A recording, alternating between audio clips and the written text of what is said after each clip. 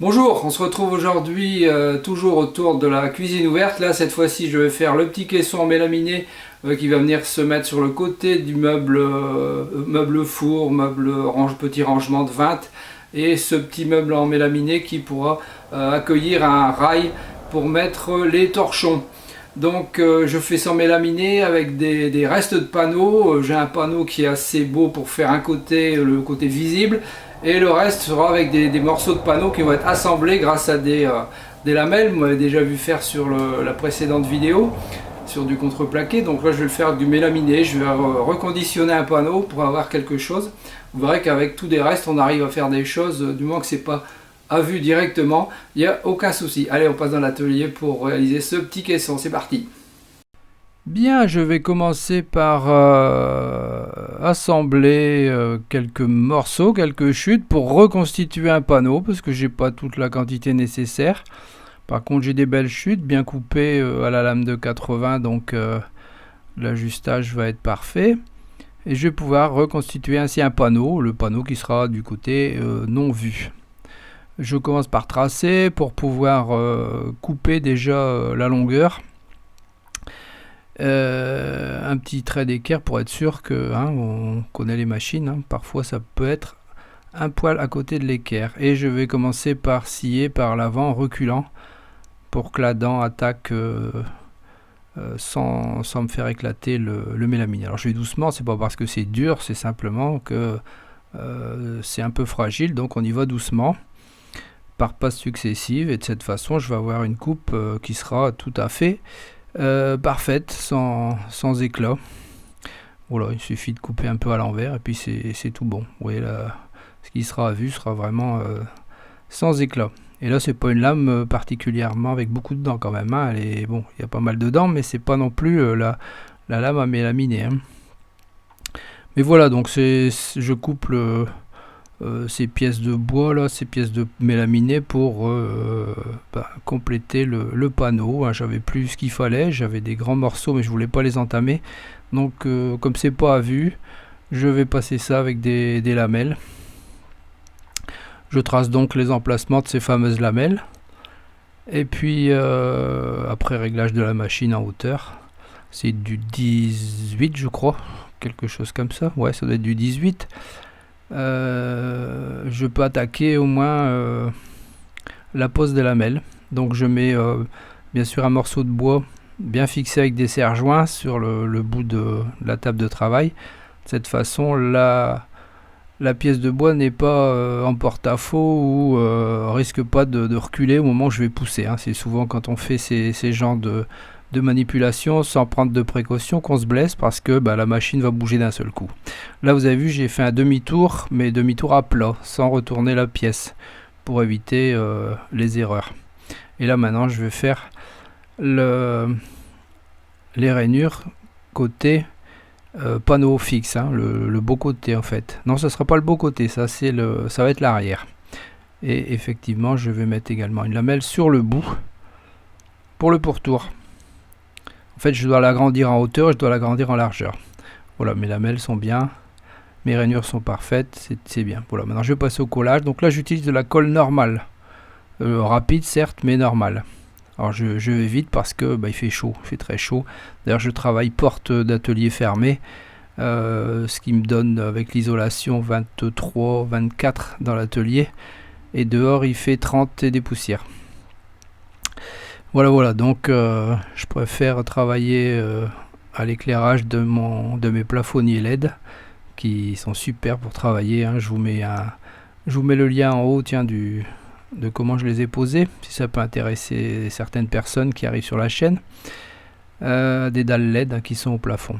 Voilà, donc j'insiste bien sur la colle dans la lamelle, je le répète à chaque fois, mais pour les personnes qui prennent cette vidéo en cours, et j'en remets l'autre côté. Je n'ai pas besoin de mettre sur l'autre face, mais dans la rainure j'en mets pour que la lamelle soit bien humidifiée, bien collée, et comme ça elle pourra bien gonfler. Vous voyez, c'est bien ajusté, déjà en serrant à la main, il n'y a pas besoin de chercher de complications. Là je vérifie si je suis bien arasé de chaque côté, et je positionne deux serre-joints pour mettre tout ça en pression, parce que ça va être tenu juste avec la colle, hein. Colle et lamelle, il n'y a pas de clou, il n'y a pas de vis, il n'y a rien du tout, hein. Le meuble va tenir de lui-même comme ça. Voilà, donc toujours vérifier si l'ajustage est bon pour pas avoir de surprise au moment de mettre l'autre. Voilà, petit réglage, un petit coup de marteau pour régler et c'est bon. Je serre de cette façon, 2 serre-joints ça suffira, hein.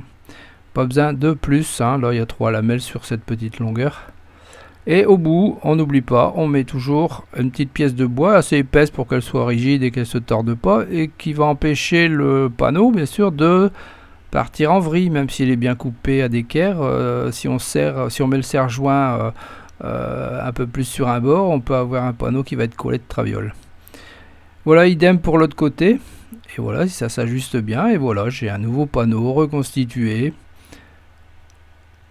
Je fais avec les restes, hein, c'est comme avec le contreplaqué du presse-kilo, là, pareil, hein, je récupère tout ce qui se balade, qui est en très bon état et qui ne sera pas visible directement, donc aucun problème. Voilà, puis je vais faire la même chose, donc je mets 4 serre-joints là, puisque je suis un peu plus long, et je vais aussi lui positionner des tasseaux épais de chaque côté, voilà, hop. Ça évite, hein, comme je vous l'ai dit tout à l'heure, d'avoir une torsion et d'avoir un panneau qui risquerait de pas être très plan.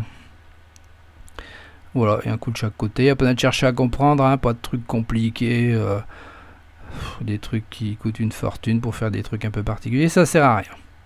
Voilà, avant d'attaquer la découpe, maintenant je vais enlever la lame. C'était une 40, je crois, une 40 dents. Je vais passer à 80 dents.